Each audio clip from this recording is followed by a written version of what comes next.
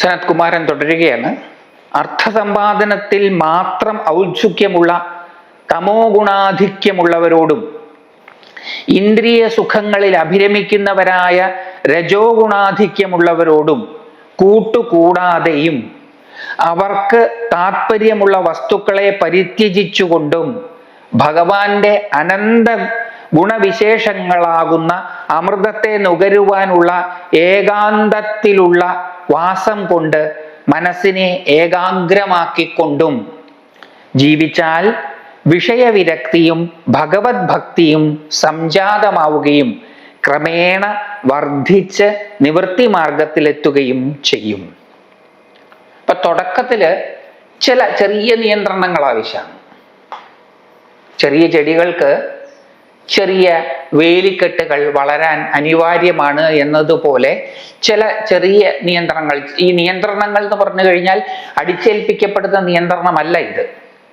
പരമമായതിലേക്ക് ശ്രദ്ധയുണ്ടാകുമ്പോൾ അതിലേക്ക് എത്തിച്ചേരുവാൻ ഒഴിവാക്കേണ്ടത് എന്താണ് എന്ന ചിന്ത സ്വാഭാവികമായിട്ടുണ്ടാകും. ആരോഗ്യം നിലനിർത്തണമെന്നുള്ള ആഗ്രഹം അനാരോഗ്യങ്ങളായ സാഹചര്യങ്ങളെ അവോയ്ഡ് ചെയ്യുന്നതിനും അനാരോഗ്യങ്ങളായ ഭക്ഷണങ്ങൾ കഴിക്കാതിരിക്കുന്നതിനും നമ്മളെ പ്രേരിപ്പിക്കുന്നത് പോലെ അത് നമ്മളിൽ അടിച്ചേൽപ്പിക്കേണ്ട ആവശ്യമില്ല. ആരോഗ്യത്തോടുള്ള നമ്മളുടെ ആസക്തി അനാരോഗ്യകരമായ എല്ലാത്തിൽ നിന്നും വിടുതൽ നേടുവാൻ നമ്മളെ സദാ പ്രേരിപ്പിച്ചുകൊണ്ടിരിക്കും. അപ്പൊ ആരോഗ്യത്തിനോട് ആസക്തി ഉണ്ടാകുമ്പോൾ ഇന്നത്തെ കാലത്ത് എല്ലാവർക്കും ഉള്ള ഒരു വലിയ ആസക്തിയാണ് ആരോഗ്യത്തോടുള്ള ആസക്തി. അതുകൊണ്ട് ആരോഗ്യ മേഖല ഇന്ന് നന്നായി തഴച്ച് വളരുകയാണ്. എല്ലാവരും ഹെൽത്ത് കോൺഷ്യസ് ആണ്. അപ്പം അൺഹെൽത്തി ആയിട്ടുള്ള സാഹചര്യങ്ങളെ ഒഴിവാക്കാനും അൺഹെൽത്തി ആയിട്ടുള്ള ആഹാരങ്ങളെ ഉപേക്ഷിക്കുവാനും ഒക്കെ നമ്മൾ സ്വമേധയാ തയ്യാറാകും. അതുപോലെയാണ്. ഇത് നിർബന്ധിച്ചടിച്ചേൽപ്പിക്കുന്നതല്ല. ആദ്യമേ നമ്മളോട് പറഞ്ഞു അനൽപമായതിനോട് പരമമായ ആസക്തി അനുരാഗം ഉണ്ടാകണം. അപ്പൊ അങ്ങനെ അനുരാഗമുള്ള ഒരാളോടാണ് ഈ പറയുന്നത്. അർത്ഥസമ്പാദനത്തിൽ മാത്രം ഔത്സുക്യമുള്ള തമോ ഗുണാധിക്യമുള്ളവരോടും. അവർ വളരെ താമസിക ഗുണമുള്ളവരാണ്. അർത്ഥ സമ്പാദനത്തിന് മാത്രം ഔത്സുക്യമുള്ളവര്, മെറ്റീരിയൽ ആയിട്ടുള്ള അബണ്ടൻസിന് മാത്രം ആഗ്രഹിക്കുന്നവര്. അവരോട് കൂട്ടുകൂടിക്കഴിഞ്ഞാൽ നമ്മൾ ആരോടാണോ കൂട്ടുകൂടുന്നത് അതിൻ്റെ സ്വഭാവം നമുക്കുണ്ടാകും. മുല്ലപ്പൂമ്പൊടിയേറ്റ് കിടക്കും കല്ലിനും ഉണ്ടാകാം ഒരു സൗരഭ്യം എന്ന് പറയുന്നത് പോലെ. അപ്പൊ നമ്മളുടെ സംസർഗം ആരുടെ കൂടെയാണോ അങ്ങോട്ടും ഇങ്ങോട്ടും ആ സംസർഗ ഗുണം ഉണ്ടാകും. അപ്പം മെറ്റീരിയലിസ്റ്റിക് ആയിട്ടുള്ള ഭൗതിക അർത്ഥ സമ്പാദനത്തിൽ മാത്രം വ്യാപരിക്കുന്ന ആൾക്കാരുടെ കൂടെ ആയാൽ ക്രമേണ നമ്മുടെ ചിന്തകൾ അതനുസരിച്ച് ആയിത്തീരും. അപ്പൊ നമ്മൾ ഏറ്റെടുത്തിരിക്കുന്ന പന്ഥാവിൽ നിന്ന് നമ്മൾ വ്യതിചലിക്കും. അതുകൊണ്ടാണ് അങ്ങനെയുള്ളവരുടെ കൂട്ടുകെട്ട് പാടില്ല എന്ന് പറയുന്നത്. അവർ മോശക്കാരാണ് എന്നുള്ളത് കൊണ്ടല്ല, നമ്മൾ തിരഞ്ഞെടുത്തിരിക്കുന്ന ലക്ഷ്യത്തിലേക്ക് എത്തുവാൻ അവരുടെ കൂട്ടുകെട്ട് സഹായകരമാവില്ല എന്നുള്ളത് കൊണ്ടാണ് അതിനെ ഉപേക്ഷിക്കുന്നത്. അതിൽ നല്ലതും ചീത്തയും ഒന്നുമില്ല. കാരണം ഇവിടെ കാണുന്നതെല്ലാം മഹാനടന്റെ വൈവിധ്യമാർന്ന നടന വിസ്മയം മാത്രമാണ്. അതുകൊണ്ട് ഞാൻ ഏറ്റെടുത്തിരിക്കുന്ന പന്ഥാവിലൂടെ മുന്നോട്ട് പോകുവാൻ ഇത് എനിക്ക് സഹായകരമാവില്ല എന്ന തിരിച്ചറിവുണ്ടാകുമ്പോൾ അതിനെ ഞാൻ ഉപേക്ഷിക്കുന്നത് പോലെ. The woods are lovely, dark and deep, but I have promises to keep and miles to go before I sleep, and miles to go before I sleep. Robert frost. ഇത് മനോഹരമാണ്. ഈ കാടുകളുടെ ഗഹനത അതിമനോഹരമാണ്. പക്ഷെ അത് കണ്ട് മതിമറന്ന് നിൽക്കുവാൻ എനിക്ക് നേരമില്ല. എനിക്ക് എന്നോട് കൊടുത്തിട്ടുള്ള വാക്കുകൾ നിർവഹിക്കേണ്ടതായിട്ടുണ്ട്. ഞാൻ അഗാധ നിദ്രയിലേക്ക് ആഴുന്നതിന് മുമ്പ് എനിക്ക് എന്നോട് കൊടുത്തിട്ടുള്ള വാക്കുകൾ പാലിക്കേണ്ടതായിട്ടുണ്ട്. അതുകൊണ്ട് ഈ ഗഹനങ്ങളായിട്ടുള്ള വന സൗന്ദര്യത്തിലൊടക്കി എൻ്റെ മനസ്സ് നിശ്ചലമായി നിൽക്കുവാൻ ഞാൻ ആഗ്രഹിക്കുന്നില്ല. അതേപോലെ ഇവരാരും മോശക്കാരായതുകൊണ്ടല്ല, അത് വളരെ കൃത്യമായിട്ട് മനസ്സിലാക്കേണ്ടതാണ്. ഈ ലോകത്ത് ഒന്നും മോശം ചീത്ത ആയിട്ടില്ല. എല്ലാം പരമമായതിൻ്റെ ആവിഷ്കാരം മാത്രമാണ്. അർത്ഥസമ്പാദനത്തിൽ മാത്രം ഔത്സുക്യമുള്ളവര് അവര് വളരെ സങ്കുചിതരായിരിക്കും. ലാഭനഷ്ടങ്ങളുടെ കണക്കുകൾ മാത്രം ചിന്തിക്കുന്നവരായിരിക്കും. നേട്ടകോട്ടങ്ങളെ പറ്റി മാത്രം ബോധമുള്ളവരായിരിക്കും. അവരുടെ കൂടെ കൂടിയാൽ തമോ ഗുണാധിക്യം ഉണ്ടാകും. അതുകൊണ്ട് അവരോട് കൂട്ടുകെട്ട് പാടില്ല. ഇന്ദ്രിയ സുഖങ്ങളിൽ അഭിരമിക്കുന്നവരായ രജോ ഗുണാധിക്യമുള്ളവരോടും കൂട്ടുകൂടരുത്. ഇന്ദ്രിയ സുഖങ്ങളിൽ അഭിരമിക്കുക, ടൂറ് പോവുക, സ്ഥലങ്ങൾ കാണുക, സിനിമ കാണുക, ആ കൂട്ടത്തിൽ പുസ്തകങ്ങൾ വായിക്കുക, അതും എന്റർടൈൻമെന്റിന്റെ ഭാഗമായിട്ട്, അറിവ് സമ്പാദനത്തിനല്ല, എന്റർടൈൻമെന്റിന്റെ ഭാഗമായിട്ട് പുസ്തകങ്ങൾ വായിക്കുക, സിനിമകൾ കാണുക, വിവിധ സ്ഥലങ്ങൾ സന്ദർശിക്കുക. ഇതെല്ലാം ഇന്ദ്രിയങ്ങളുടെ താല്പര്യം നിലനിർത്താനാണ്. ഇന്ദ്രിയങ്ങൾ സുഖങ്ങളിൽ അഭിരമിക്കുന്നവരാണ്. നല്ലത് കാണുക, നല്ലത് കേൾക്കുക, ഇതിലൊക്കെ ഒരു സന്തോഷം ഉണ്ടാവും. അവർക്ക് അതിനപ്പുറം ഒന്നിലേക്കും താല്പര്യം ഉണ്ടാവില്ല. വായിക്കുന്ന പുസ്തകങ്ങളെ കുറിച്ച് ചിന്തിച്ച് അതിൻ്റെ ഉയർന്ന തലങ്ങളിലേക്ക് പോകാൻ അവർക്ക് താല്പര്യം ഉണ്ടാവില്ല. കാണുന്ന സിനിമകൾ ഉണർത്തുന്ന അർത്ഥതലത്തിന്റെ വ്യാപ്തിയെ കുറിച്ച് ആലോചിച്ച് അതിലേക്ക് പോകുവാൻ അവർക്ക് താല്പര്യം ഉണ്ടാവില്ല. ക്ഷണിക സുന്ദരങ്ങളായിട്ടുള്ള വസ്തുക്കളോട് ഭ്രമിച്ച് നിൽക്കുക, അതിലായിരിക്കും താല്പര്യം. അങ്ങനെ ഇന്ദ്രിയ സുഖങ്ങളിൽ അഭിരമിക്കുന്നവരും ആയ രജോ ഗുണാധിക്യമുള്ളവരോടും കൂട്ടുകൂടാതെയും അവർക്ക് താല്പര്യമുള്ള വസ്തുക്കളെ പരിത്യജിച്ചുകൊണ്ടും, അങ്ങനെയുള്ള വസ്തുക്കളെ കിട്ടിയാൽ അതുമായിട്ടും ഇടപഴകരുത്. അതും നമ്മളെ സങ്കുചിതരാക്കും. വെറും ഒരു മാനിനോട് തോന്നിയ ഒരു സ്നേഹമാണ് ജഡഭരതന് വിനയായി തീർന്നത്. അതുകൊണ്ട് ഇന്ദ്രിയ സുഖങ്ങളെ ഉണർത്തി അതിൽ മാത്രം അഭിരമിപ്പിക്കുന്ന വസ്തുക്കളുമായിട്ടോ ലാഭ നഷ്ടങ്ങളെ കുറിച്ച് ചിന്തിക്കുന്ന അർത്ഥസമ്പാദനത്തിന് ഉപകരിക്കുന്ന വസ്തുക്കളുമായിട്ടോ സംഘം ഉണ്ടാകാതിരിക്കാൻ ശ്രദ്ധിക്കണം. അവർക്ക് താല്പര്യമുള്ള വസ്തുക്കളെ പരിത്യജിച്ചുകൊണ്ടും. അപ്പൊ നമ്മൾ എന്തിനോട് നമുക്ക് ആഭിമുഖ്യമുണ്ടായാലും പരമമായതിലേക്കാണ് നമ്മളുടെ ഗതി എന്നറിയാവുന്ന നമ്മൾ എന്ത് ചിന്തിക്കണം? ഇത് എനിക്ക് പരമമായതിലേക്ക് എത്തിച്ചേരുവാൻ ഗുണപ്രദമാണോ, അല്ലെങ്കിൽ അതിനെ ത്യജിക്കാൻ സാധിക്കണം. എപ്പോഴും അത് സാധ്യമല്ല. ചിലപ്പം ചിലതിനോട് നമ്മുടെ മനസ്സുടക്കും. ഉടക്കിക്കഴിഞ്ഞാൽ അത് പരമമായ പദപ്രാപ്തിയിലേക്ക് നമ്മളെ പോകാൻ സഹായിക്കുന്നതല്ല എന്ന് നാം തിരിച്ചറിഞ്ഞാലും അതിൽ നിന്ന് വിടുതൽ കിട്ടാൻ പ്രയാസമാണ്. അപ്പൊ എന്ത് വേണം? അങ്ങനത്തെ അനവധി സന്ദർഭങ്ങൾ ഉണ്ടാകും. അപ്പോഴെല്ലാം നമ്മുടെ മനസ്സ് എന്തിലാണോ ഉടക്കി നിൽക്കുന്നത് അതിനെ ധ്യാന വിഷയമാക്കി മാറ്റുക. അപ്പൊ മനസ്സ് ക്രമേണ അതിൽ നിന്ന് പിന്തിരിഞ്ഞുകൊള്ളും. എളുപ്പമല്ല. അപ്പൊ അതുകൊണ്ട് മനസ്സ് ചിലപ്പോൾ പരമമായ പദത്തിന് വിരുദ്ധമായിട്ടുള്ള, പദപ്രാപ്തിക്ക് വിരുദ്ധമായിട്ടുള്ള വസ്തുക്കളും വ്യക്തികളുമായിട്ട് ഉടക്കിയേക്കാം. അങ്ങനെ മനസ്സിന് ഉടക്ക് സംഭവിച്ചാൽ എന്തൊന്നാണോ നമ്മുടെ മനസ്സിനെ ഉടക്കി നിർത്തുക എന്ന് പറഞ്ഞാൽ തടഞ്ഞു നിൽക്കുന്നത്, നമ്മുടെ മനസ്സിനെ ഗ്രസിച്ച് നിൽക്കുന്നത്, അതിനെ ധ്യാന വിഷയമാക്കുക. കാരണം ഈശ്വരനല്ലാതെ ഈ ലോകത്ത് വേറൊന്നുമില്ല. അപ്പൊ നിങ്ങൾ എന്തിനെ ധ്യാനിച്ചാലും അത് ഈശ്വരനെ ആയിരിക്കണം. അപ്പോൾ അതിനെ ധ്യാനിക്കുക, അവയർനെസ്സോടുകൂടി അതിൻ്റെ കൂടെ, അതിൽ നിന്ന് വിടാനുള്ള സ്ട്രഗിളൊന്നുമില്ലാതെ അതിൻ്റെ കൂടെ ഇരിക്കുക. അപ്പം ക്രമേണ മനസ്സതിൽ നിന്ന് വിടുതൽ നേടും.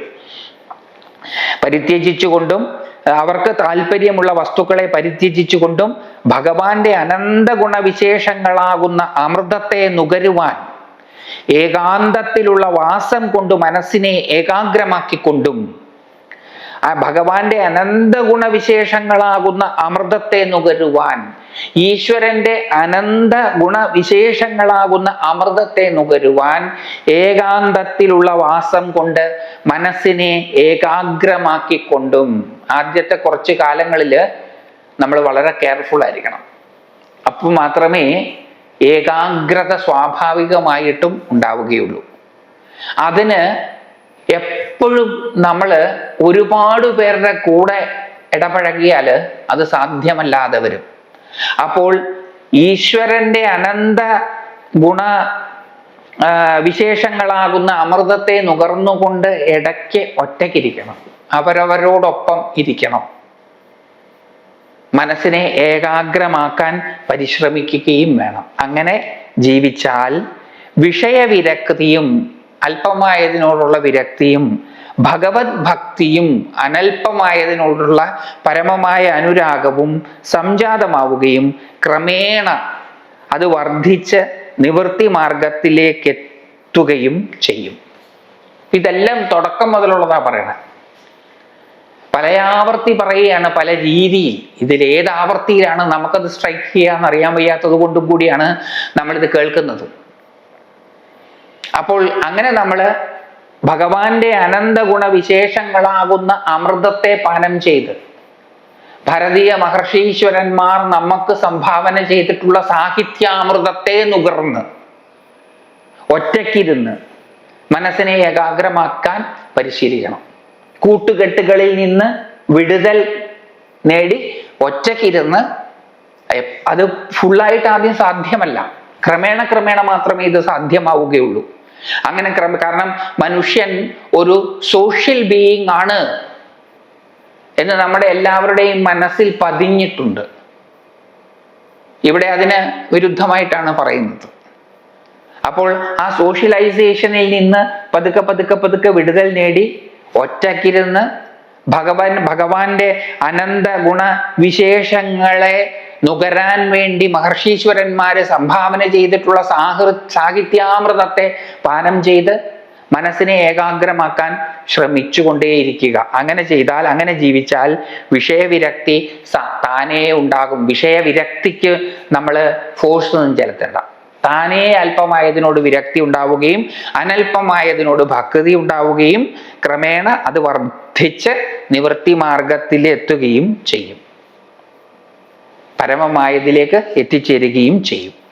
പ്രാണിഹിംസയെ പരിപൂർണമായി ഒഴിവാക്കിക്കൊണ്ടും പരമഹംസന്മാരായ യോഗിമാർക്ക് ചേർന്ന ജീവിതചര്യ സ്വീകരിക്കുന്നത് കൊണ്ടും വിധിനിഷേധ സൂചകങ്ങളായ ശാസ്ത്രവിധികളെ പരിപൂർണമായി അംഗീകരിക്കുന്നത് കൊണ്ടും ഭഗവാൻ മുകുന്ദന്റെ അനന്യസാധാരണങ്ങളും അത്ഭുതകരങ്ങളുമായ ചരിതങ്ങളെ സ്മരിക്കുന്നത് കൊണ്ടും ഇന്ദ്രിയ ജയം കൊണ്ടും സ്നാനാദി കർമ്മങ്ങൾ കൃത്യനിഷ്ഠയോടെ അനുഷ്ഠിക്കുന്നത് കൊണ്ടും മറ്റ് ദേവന്മാരെ ആരാധിക്കുന്നവരെ നിന്ദിക്കാതിരിക്കുന്നത് കൊണ്ടും പ്രാരബ്ധാനുസൃതമായ ഫലത്തെ ഈശ്വരൻ പ്രദാനം ചെയ്യുമെന്നുള്ള ദൃഢമായ വിശ്വാസത്താൽ തൻ്റെ സുഖസൗകര്യങ്ങൾക്കായി പ്രത്യേകിച്ചൊരു പ്രവൃത്തിയും ചെയ്യാതിരിക്കുന്നത് കൊണ്ടും ദ്വന്ദ്വഭാവങ്ങളെ ഒരുപോലെ കണക്കാക്കി സഹിക്കുന്നത് കൊണ്ടും വിരക്തിയും ഭക്തിയും സംജാതമായി കൊള്ളും.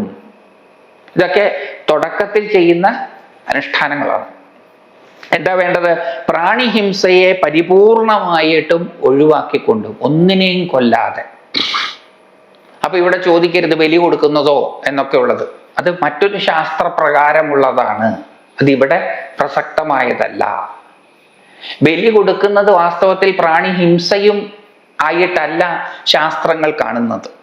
അതുകൊണ്ട് അതിനെ പ്രാണിഹിംസ എന്ന് പറയാൻ പറ്റില്ല. ആഹാരത്തിനായിട്ട് പ്രാണിയെ ഹിംസിക്കുന്നത് കൊണ്ടോ വിനോദത്തിനായിട്ട് ഹിംസിക്കുക, വേട്ടയ്ക്ക് പോവുക, ആഹാരത്തിന് വേണ്ടി ഹിംസിക്കുക, അത് ചെയ്യാതെ ഇരിക്കുക എന്നുള്ളതാണ്. അപ്പൊ ബലി എന്ന് പറയുന്നത് മറ്റൊരു ശാസ്ത്രം, ഈ ഭാരതീയ സംസ്കൃതിയിലെ തന്നെ മറ്റ് ശാസ്ത്രങ്ങളിൽ പ്രതിപാദിച്ചിട്ടുള്ളതാണ്. ആ പ്രതിപാദിച്ചവർ അതിനെ ഹിംസയായിട്ടല്ല കാണുന്നത്. അപ്പൊ അവിടെ വേറെയാണ് സംഗതി. ഇവിടെ ഈ കോണ്ടെക്സ്റ്റില് പ്രാണിഹിംസ പരിപൂർണമായി ഒഴിവാക്കിക്കൊണ്ടും, കാരണം എല്ലാം ഈശ്വര സ്വരൂപമാണ് എന്നുള്ളത് കൊണ്ട് ഒന്നിനെയും ഹിംസിക്കുവാൻ ആർക്കും അധികാരമില്ല. പ്രാണിഹിംസയെ പരിപൂർണമായി ഒഴിവാക്കിക്കൊണ്ടും പരമഹംസന്മാരായ യോഗിമാർക്ക് ചേർന്ന ജീവിതചര്യ സ്വീകരിക്കുന്നത് കൊണ്ടും, പരമഹംസന്മാരായിട്ടില്ലെങ്കിലും പരമഹംസന്മാർ എങ്ങനെയാണോ ജീവിക്കുന്നത് അതുപോലെ ജീവിക്കാൻ ശ്രമിക്കുക, ആ ജീവിതചര്യയെ സ്വീകരിക്കുക. അങ്ങനെ സ്വീകരിച്ചുകൊണ്ടും വിധിനിഷേധ സൂചകങ്ങളായ ശാസ്ത്രവിധികളെ പരിപൂർണമായി അംഗീകരിക്കുന്നത് കൊണ്ടും, ശാസ്ത്രങ്ങൾ പറയുന്നതനുസരിച്ച് മുന്നോട്ട് പോവുക, അതുകൊണ്ടും ഭഗവാൻ മുകുന്ദന്റെ അനന്യസാധാരണങ്ങളും അത്ഭുതകരങ്ങളുമായ ചരിതങ്ങളെ സ്മരിക്കുന്നത് കൊണ്ടും, ഭഗവാൻ മുകുന്ദൻ എന്ന് പറയുമ്പം വിഷ്ണു എന്നുള്ള അർത്ഥം മാത്രം എടുക്കേണ്ട, എല്ലാ ദേവന്മാരും നമ്മുടെ ഇഷ്ടദേവത ആരാണോ ആ ഇഷ്ടദേവതയുടെ അനന്യസാധാരണങ്ങളും അത്ഭുതകരങ്ങളുമായ ചരിതങ്ങളെ സ്മരിക്കുന്നത് കൊണ്ടും, ഇന്ദ്രിയ ജയം കൊണ്ടും, ഇന്ദ്രിയങ്ങളെ ജയിക്കുക എന്നുള്ളത് എന്താണെന്ന് നമ്മൾ വിസ്തരിച്ച് കേട്ടിട്ടുണ്ട്. സ്നാനാദി കർമ്മങ്ങൾ കൃത്യനിഷ്ഠയോടെ അനുഷ്ഠിക്കുന്നത് കൊണ്ടും, സ്നാനാദി കർമ്മങ്ങൾ എന്തിനാ ചെയ്യുന്നത്? ഈശ്വരാരാധന ചെയ്യാൻ. അപ്പൊ അതൊക്കെ കൃത്യമായിട്ട് അനുഷ്ഠിക്കുന്നത് കൊണ്ടും, മറ്റ് ദേവന്മാരെ ആരാധിക്കുന്നവരെ നിന്ദിക്കാതിരിക്കുന്നത് കൊണ്ടും, താൻ ആരാധിക്കുന്നത് മാത്രം ശ്രേഷ്ഠം, ബാക്കിയുള്ളതൊക്കെ നിന്ദ്യം, അങ്ങനെ ചിന്തിക്കരുത്. അവിടെയാണ് ഭാരതീയ സംസ്കൃതി മറ്റ് സംസ്കാരങ്ങളിൽ നിന്ന് വിഭിന്നമാകുന്നത്. നിങ്ങൾക്ക് ഇഷ്ടമുള്ള പന്ഥാവിലൂടെ നിങ്ങൾക്ക് മുന്നോട്ട് പോകാം, പരമമായ പദത്തിൽ എത്തിച്ചേരും. ഞാൻ എനിക്കിഷ്ടമുള്ള പന്ഥാവിലൂടെ മുന്നോട്ട് പോകട്ടെ. നിങ്ങളുടെ ശരികളിലൂടെ നിങ്ങൾക്കും എൻ്റെ ശരികളിലൂടെ എനിക്കും പോകാൻ സാധിക്കും, അങ്ങനെ സാധിക്കണം. അങ്ങനെ പോകുമ്പോഴും സഹവർത്തിത്വത്തോടു കൂടി നമുക്ക് ഒരുമിച്ച് ജീവിക്കാൻ സാധിക്കും എന്നുള്ളതാണ് ഭാരതീയ കാഴ്ചപ്പാട്. അതായത് വ്യക്തിഗതമായിട്ട് നിൽക്കുമ്പോഴും നമുക്ക് സമൂഹമായി പ്രവർത്തിക്കാൻ സാധിക്കും. അത് ഭാരതീയ സംസ്കൃതിയുടെ ഒരു മഹാത്മ്യം തന്നെയാണ് എന്ന് പറയാതിരിക്കാൻ സാധിക്കില്ല. മറ്റ് ദേവന്മാരെ ആരാധിക്കുന്നവരെ നിന്ദിക്കാതിരിക്കുന്നത് കൊണ്ടും, അതുകൊണ്ട് ഒരു ദേവതയും മറ്റൊരു ദേവതയേക്കാൾ മുകളിലോ താഴെയോ അല്ല.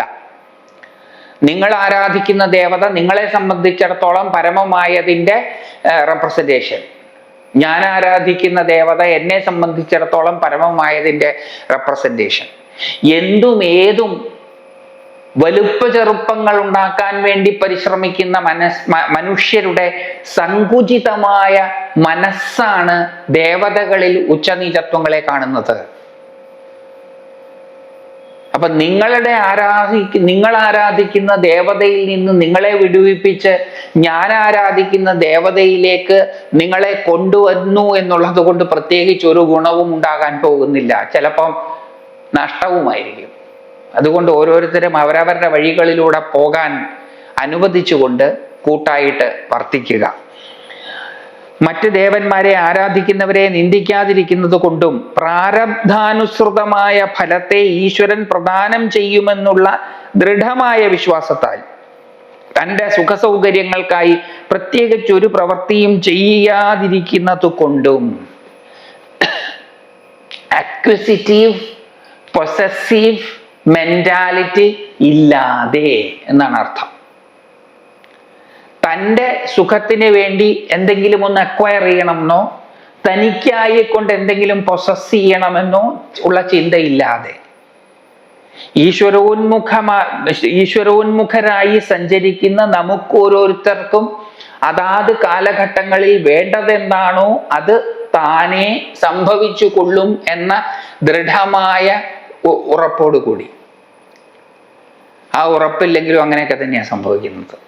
ഇതൊന്നും നമ്മുടെ പ്രവൃത്തിയുടെ ഫലമായിട്ടല്ല പലതും വരുന്നത്, പലതും സംഭവിക്കുകയാണ് ചെയ്യുന്നത്.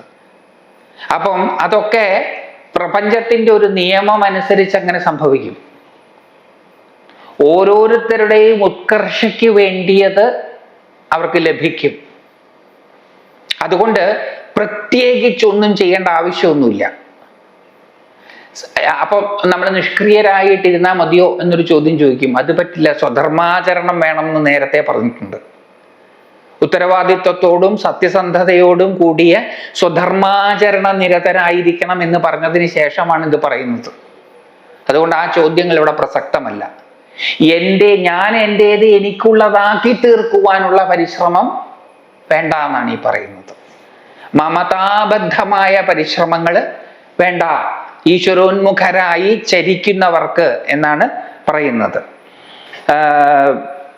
പ്രാരബ്ധാനുസൃതമായ ഫലത്തെ ഈശ്വരൻ പ്രദാനം ചെയ്യുമെന്നുള്ള ദൃഢമായ വിശ്വാസത്താൽ തൻ്റെ സുഖസൗകര്യങ്ങൾക്കായി പ്രത്യേകിച്ചൊരു പ്രവൃത്തിയും ചെയ്യാതിരിക്കുന്നത് കൊണ്ടും ദ്വന്ദ്വഭാവങ്ങളെ ഒരുപോലെ കണക്കാക്കി സഹായിക്കുന്നത് കൊണ്ടും സുഖദുഃഖങ്ങളെ ഒരേപോലെ അനുഭവിക്കുന്നത് കൊണ്ടും, സുഖം ഉണ്ടാകുമ്പം അതിനോടൊട്ടലില്ലാതെ അതനുഭവിക്കുക, ദുഃഖമുണ്ടാകുമ്പോൾ അതിനോടൊട്ടലില്ലാതെ അതനുഭവിക്കുകയും ചെയ്യുക, സുഖമുണ്ടാകുമ്പോൾ അതിനെ നിലനിർത്താൻ വേണ്ടി പരിശ്രമിക്കാതിരിക്കുക, ദുഃഖമുണ്ടാകുമ്പോൾ അതിനെ ഒഴിവാക്കാൻ വേണ്ടി പരിശ്രമിക്കാതിരിക്കുക, രണ്ടും ഒരേപോലെ അനുഭവിക്കുക.